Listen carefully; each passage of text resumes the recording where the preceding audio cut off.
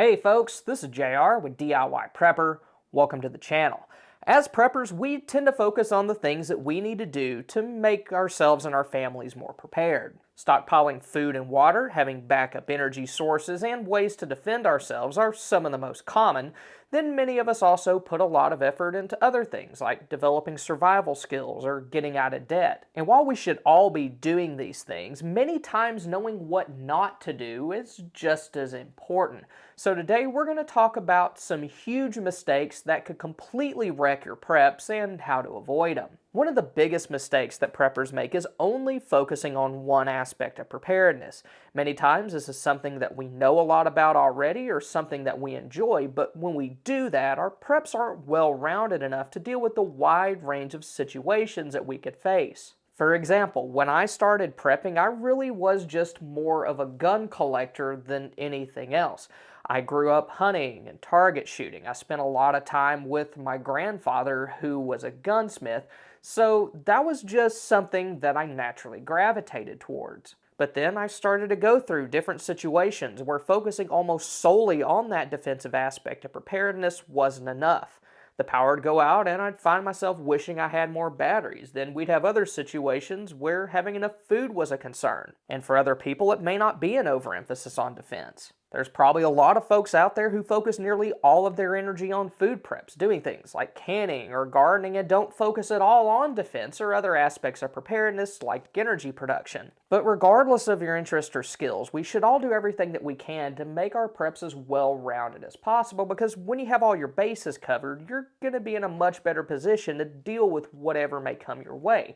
So go through your preps, take a look at them, and make sure that you're not lopsided or missing something. Like me, one thing that I needed to improve on was communication, so I just picked up a small ham radio. I don't have a license to transmit yet, but at the very least I can start learning how to use it. Another huge mistake that preppers make is exercising poor operational security, or OPSEC, and most people, when they think about this, they're only concerned about OPSEC on a local level. And what I mean by that is that they only see potential threats from the people closest to them, like their neighbors and their co-workers. Then beyond that, you also want to avoid advertising the fact that you're a prepper with the way that your house or vehicle looks. One thing that almost always gets my attention is when I see a house with several water barrels around the outside of it. To me, that's a much bigger indicator that a prepper could be living in a home than something like a big array of solar panels on the roof. So be sure to conceal any of your outdoor preps using a privacy fence whenever possible. Then vehicles can be the same way. If you want to have a well-equipped four-wheel drive, then go for it. I do. Just don't make it look like an apocalypse wagon. Then also be careful of any stickers that you put on there that could draw attention to you.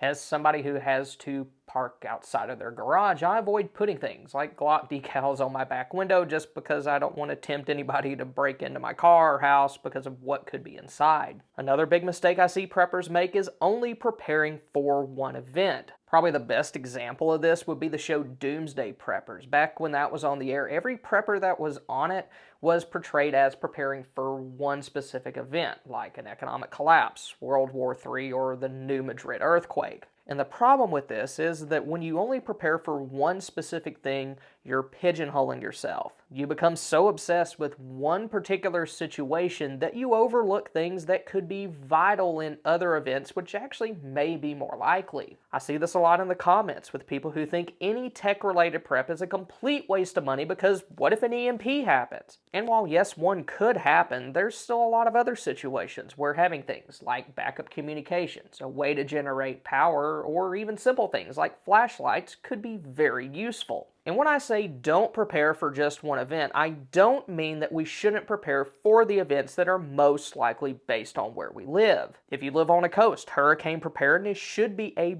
big focus, but while you're getting ready for one of those, try to do it in such a way that you're preparing for other events as well. Basics like food and water will be useful no matter what we're dealing with, and having different ways to perform the same task, like cooking, can help you be set up to deal with both short-term and long-term situations. Like you could get a cheap butane stove to deal with small emergencies and have a rocket stove as a backup in case you run out of fuel. Then another way that preppers tend to pigeonhole themselves is being fixated on the idea of bugging out. Now, to be fair, I think that this is less of an issue than it used to be, but there's still some folks out there that think that every single emergency should be dealt with by strapping on a 50-pound backpack and heading into the hills.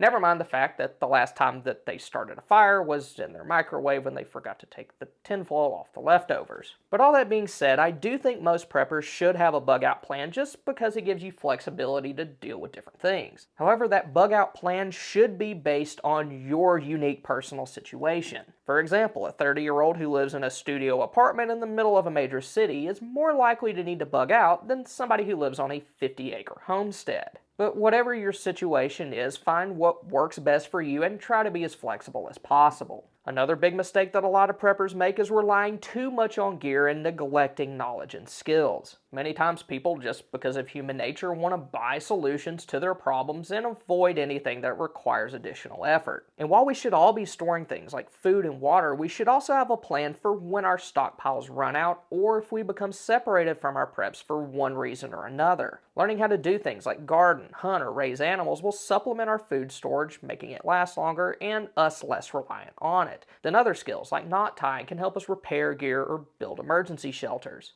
So whenever you get a new piece of gear, practice with it. Make sure that you can get a fire going in your Kelly kettle. Practice putting up that new tent that you got to make sure you can do it quickly if needed. Also, try to find ways to repurpose common household items. It'll give you an idea of resources that you can use if you lost access to your primary preps, and help you think outside the box if you find yourself in a survival situation. Another good way to increase your prepper knowledge and skills is to build a prepper library and actually read the books that you buy. There's a lot of really good resources out there that cover things like emergency medicine or bushcrafting that cover those things in a lot greater detail than a lot of YouTube videos or blog articles.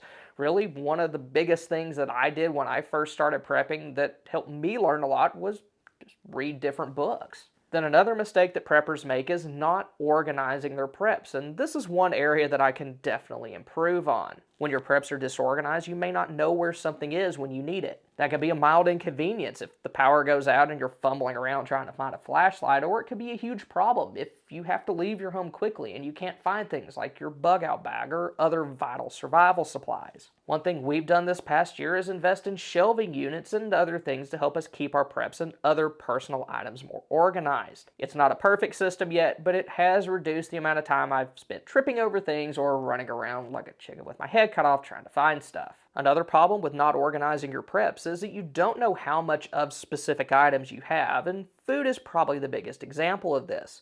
One thing that I've been guilty of is just going out and buying beans and rice, and I did that because it's cheap and easy, but I didn't really keep track of what I had. Because of that, I had a whole lot of those, but not a lot of other things that could have added additional nutrients to my diet, like canned goods. There are some companies out there that offer software that can help you keep track of your preps, but a simple spreadsheet can work well also. I personally would rather have my information saved on a personal device locally, not on the cloud, than on somebody else's program or servers. But regardless of the route that you choose, even if it's just a handwritten notebook, try to keep track of how much food, water, batteries, and other consumables that you have so that you'll have a better idea of what you have, how long it'll last you, and it'll also be easier to develop a game plan if you need to ration those. Another issue that preppers have when it comes to their food storage is storing foods that no one wants to eat, and freeze-dried survival buckets are probably the biggest example of this. People order them online, shove them in the back of their closet as soon as they get them, and then when they take them out to use them a few years later, they discover that they're not so great. So first of all, store foods that you and your family are already eating.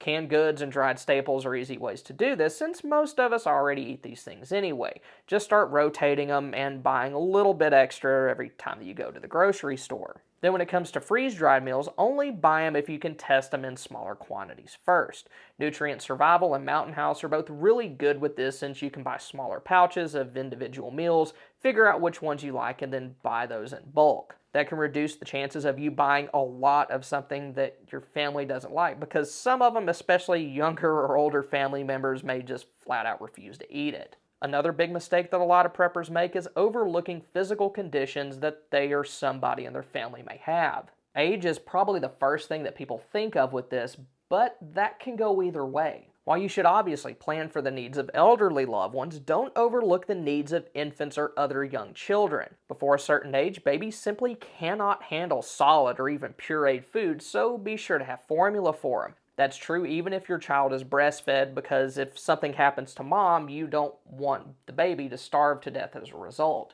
Medications are another concern, since young children, even if they're 2 or older, require special formulations of common over-the-counter meds and just flat out should not be given others. Aspirin is a common example of this because it can cause Reyes syndrome even in teenagers, but one that a lot of people overlook is Pepto, and the reason for that is they don't realize that Pepto has a lot of chemical similarities to aspirin, so you don't want to give that to anybody 16 or under either. Then if you or any members of your family require prescriptions, try to find a solution to that. There are several services now that can be used to purchase an emergency supply of common prescription meds, although some of the more controlled varieties are probably still going to be difficult to get a hold of. Also, don't overlook special dietary needs within your group. Diabetes is a big one, but be sure to consider celiacs or other gluten sensitivities as well. This is becoming more common, and it's a big problem for us because a lot of prepper storage foods like dried pasta and freeze-dried meals have wheat in them. So if you have anybody in your group that struggles with that, try to stockpile alternatives like gluten-free pasta or freeze-dried meals that don't contain wheat.